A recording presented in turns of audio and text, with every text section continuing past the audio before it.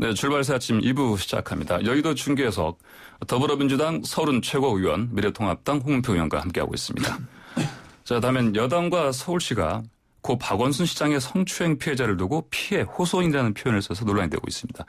2차 가해라는 지적까지 있는데 두 분 어떻게 보십니까? 뭐 2차 가해라는 표현에 대해서는 네. 좀 견해를 달리합니다. 그러나 피해 호소인과 피해자라는 표현이 이게 이제 소위 피해를 입었던 분들 측에서도 예. 혼동해 쓰고 있는 걸 우리가 알 수 있습니다. 예. 쭉 들여다보면 그렇는데, 근데 저는 제가 볼 때 이 피해자가 이제 그 변호인을 통해 가지고 기자회견을 통해서 쭉 적시한 내용들을 보면은 네. 구체적이죠. 상당히 구체적이고 시점도 정확하게 적시돼 있고 네. 일부 또 증거도 나왔거든요.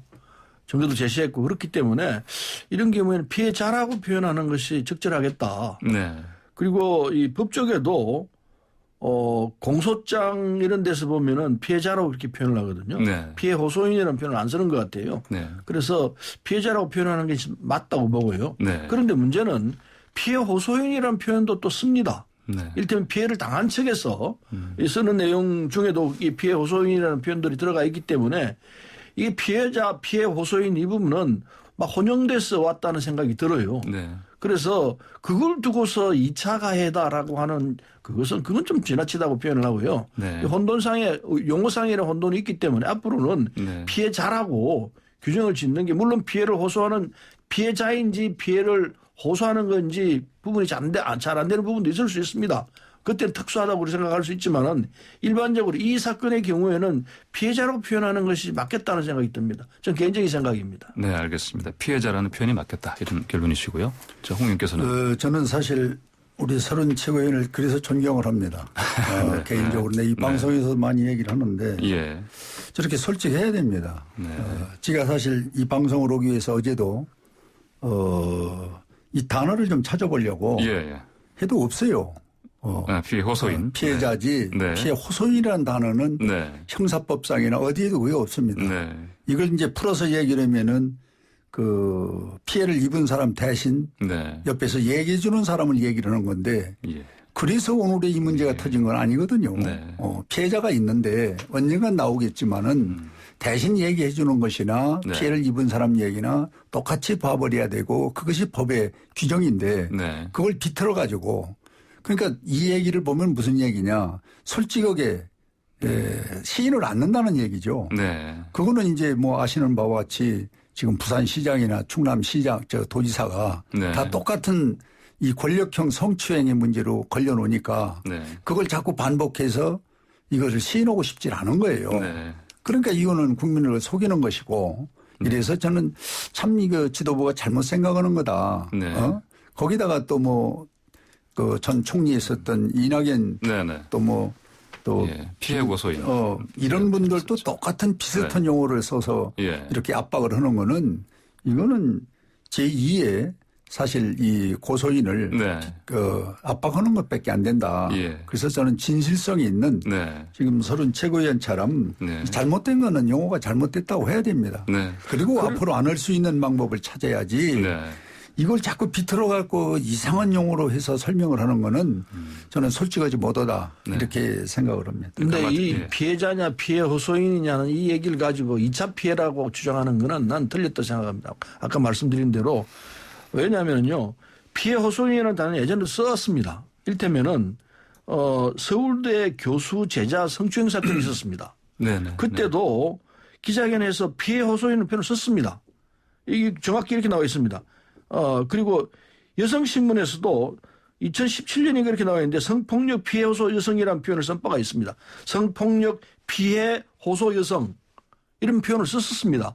그래서 이 부분에 대해서는 피해자냐 피해 호소인 피해 호소인이냐 이걸 가지고 이게 무슨 사실을 숨기기 위한 표현이다 이렇게까지 생각하는 거는 과한 생각이고 정리가 안 된 사안이기 때문에 이 부분은 제가 말씀드린 피해자라고 표현하면 됩니다. 근데 그걸 숨기기 위해서 사실 근데 숨기려고 했다면은 아니 그 피해 이 상황에서 제일 중심에 있는 박원순 시장이 자살했습니다. 돌아가셨습니다.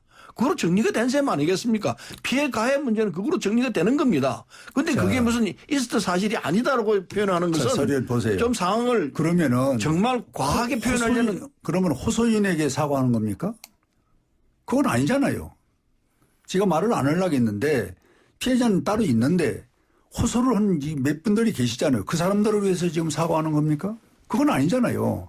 그러면 아까 말씀한 대로 이건 피해자에게 응당한 사과를 하는 것으로 받아들이는데 왜 그렇게 말을 못하고 호소인에게 사과하는 것처럼 비춰지니까 많은 분들이 의구심을 갖고 걱정을 하는 거예요. 제 말에 호소인에게 초점이 좀 다른데요. 호소인에게 사과하는 모습을 보여서는 안 된다는 거죠. 초점이 다릅니다. 피해자이냐 피해 호소인이냐 이걸 가지고 시비를 할 처지가 아니고 문제는 이게 2차 가해냐 하는 문제라고 생각합니다. 2차 가해가 아니다. 2차 가해할 뜻도 전혀 없고 그런 생각 초도 없는데 이걸 2차 가해에 몰아가는 게 전 이상하다고 생각하는 겁니다. 2차라는 용어는 이 피고소인에게 직접 사과하면 끝나는데 여기다가 인자를 붙여서 또 여기다가 하나를 비틀으니까 이거는 두 번 소실 이렇게 그렇게 얘기하면요 지나치다는 얘기가 제 아니죠. 뜻입니다. 그래서 이 호소인의 부분은 자우시간 2차 가해라 할 뜻은 추호도 없었고 그런 뜻으로 그 표현을 썼다고 생각하지 않는다는 말씀 드리겠습니다. 글쎄 그렇다면 지금이라도 2차 가해자는 아니다. 호소인에게 한 거는 아니다. 이렇게 정정을 해서 다시 사과를 해야 이거는 원칙이 맞는 겁니다. 뭐 호소인이 뭔지 좀 헷갈립니다만 어쨌든 피해자로 정리를 했으니까요. 네, 두 분 다 지금 피해자로 그렇죠. 정리하는 부분에서는 일치하셨습니다. 네. 자, 다음에 서울시가 민관 합동조사단을 구성해서 진상 규명에 나선다 이렇게 했는데 사실 수사기관이 아니다 보니까 강제 수사할 권한이 없습니다. 서울시 자체 조사가 제대로 이루어질지에 대해서 사실은 의구심이 사실 있는 건 사실입니다. 어떻게들 보십니까? 그래서 민관 같이 하는 겁니다. 예. 민관 합동조사를 하겠다고 했는데 근데 검찰 사건 사무규칙이 있습니다. 여기에 보면은요 수사받던 피의자가 사망할 경우에는 검사는 공소권 없음 이렇게 정리하도록 되어 있습니다. 그래서 검찰이 나서 가지고 이 사건을 두고 다시 수사를 한다는 것은 좀 이상합니다. 이상하고 어쨌든 그 서울시가 나서서 할 수밖에 없는 사안인데 서울시 자체로만 하는 것이 아니고 서울시가 이 관계자들을 다 정리해서 민관이 같이 하는 거니까요. 아마 충분한 조사를 할 수 있으리라 생각하고 물론 한계는 있죠. 강제 수사권이 있으면은 뭐 속속들이 다 헤쳐서 볼 수 있겠습니다만은 서울시가 하고 있는 이 입장에서는 그런 강제 수사권은 없습니다. 없지만은 또 다른 측면에서 검찰 측에서 하고 있는 수사가 있으니까요. 그거는 뭐 충분히 이 사건 전체를 다 들여다보고 국민들이 의아심이 없게 하는 그런 결과가 나올 것이라고 보고 있습니다. 저는 한마디로 많은 그 지상 보도가 있었습니다만 고양이에게 생선 가게를 맡기는 격이다는 논리들을 많이 지금 가지고 있는데요. 그 이유는 그렇습니다. 지금 4년 동안에 이 고인과 여기 지금 피해를 본 이 여성이 6번 이 6층에 있는 이름을 다 지금 거의 이제 노출이 됐는데 그 사람들에게 하소연을 했다는 겁니다. 상담도 했고. 그런데 이게 4년 동안 묵살된 이 사람들한테 수사권을 주고 다시 시에서 이거를 또 조사를 해라. 이게 바로 아까 말씀드린 고양이에게 생선 가게를 맡긴 격이다. 그래서 이왕에 이렇게 소모적이고 시간을 없애면서 국민들에게 불안하고 혼란을 줄 바에는 차라리 여야가 합의해서 국회에서 하든지 아니면은 특검을 하든지 이렇게 하나로 해서 국민에게 알아보기 쉽고 그리고 이 결과를 빨리 나올 수 있는 방법으로 가야지 이걸 뭐 시에서 이렇게 자체적으로 하는 것은 여기 관이라고 했지만은 여기에 그 이상의 수사할 수 있는 능력은 없지 않습니까? 한계가 있기 때문에 그래서 저는 이 문제는 지금 시에다가 맡기고 관의 합동조사라는 이름으로는 찾을 사실을 규명하기가 어렵다. 그래서 저는 이 방법은 안 된다.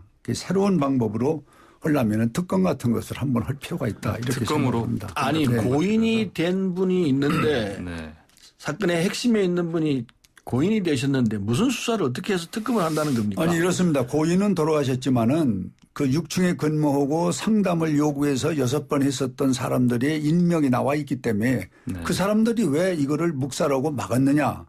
이 부분은 조사를 해서 사실을 나와야죠. 그건 얼마든지 민간 합동 수사를 할 수 있는 거죠. 민간에서 나올 수가 없죠. 얼마든지 할 수 있죠. 지금 아니 피해자가 말씀하고 있는 그 부분만 가지고도 얼마든지 사실이 밝혀지는데 또 무슨 특검을 해서 나오다는 법률적으로 겁니까? 강제권을 해도 이 속이고 사실을 이 사안을 찾기가 가지고 어렵기 때문에 박원순 시장은 돌아가셨는데 이걸 특검하자고 그러면 아마 국민이 웃을 겁니다. 이게 무슨 특검할 아니, 거냐. 4년 동안 이걸 모든 걸 다 방어하고 특검할 거냐 이렇게 나올 거예요. 이걸 묵살한 사람들을 그 사람들한테 아니 수사권을 다시 묵살했다고 하는 줘요? 사람들이 다 있지 않습니까? 그럼 그 사람들 상대로서 서울시가 수사하면 다 조사를 해보면 다 나오죠. 그러니까 3회 기관에서 하는 것이 낫다 이거죠. 본인들이 4년 동안 묵살한 사람들을 또 수사권을 줘서 그 사람들 뭐 진상조사해라? 그게 이게 검찰에서도 맞습니까, 이게? 하고 있는 부분이 있습니다. 그렇기 때문에 그래서 이건 서울시가 민간 합동으로 이 사실에 대해 조사를 해내면은 충분히 국민들이 알 수 있는 속이지 않고 할 수 있는 상황이 다 나온다고 생각합니다. 염려 안 하셔도 그리고 됩니다. 아까 말씀대로요. 이건 작은 문제가 아닙니다. 이보다도 엄청난 문제가 어디가 있습니까? 이걸 특검으로 하잔다면 이 얘기가 되겠습니까? 이건 특검 이상이라도 할 수 고인이 있으면 되신 해야지. 분이 있는데 사안의 핵심에 있는 분은 돌아가셨는데 누굴 놓고 특검을 하겠습니까? 그러니까 여부검은 돌아가셨겠어요. 어쨌든 돌아가셨지 않습니까? 그러니까 그걸 규명을 돌아가셨는데 하려면 그걸 특검을 하겠다는 겁니까? 특검은 아니라 더 이상이라도 해서 이건 규명을 해야죠. 이건 네. 잘못하면요. 이건 엄청난 문제로 파급될 너무 수가 있어요. 부풀려도요. 국민들이 아니요. 참 분노할 수 있습니다. 이건 네. 불리는 게 아닙니다. 너무 이건. 부리지 마십시오. 자, 두 의원님, 시간 관계상 일단 서 의원께서는 민간 합동조사단 믿고 좀 조사를 기다려보자. 그리고 이제 홍 의원께서는 특검 같은 수단을 통해서라도 철저하게 알아봐야 된다. 이런 말씀. 그렇습니다. 이렇게 정리하면 될 것 같습니다. 네. 자, 두 분 오늘 말씀 감사합니다. 자, 지금까지 서른 더불어민주당 최고위원 홍문표 미래통합당 의원이었습니다. 네, 감사합니다.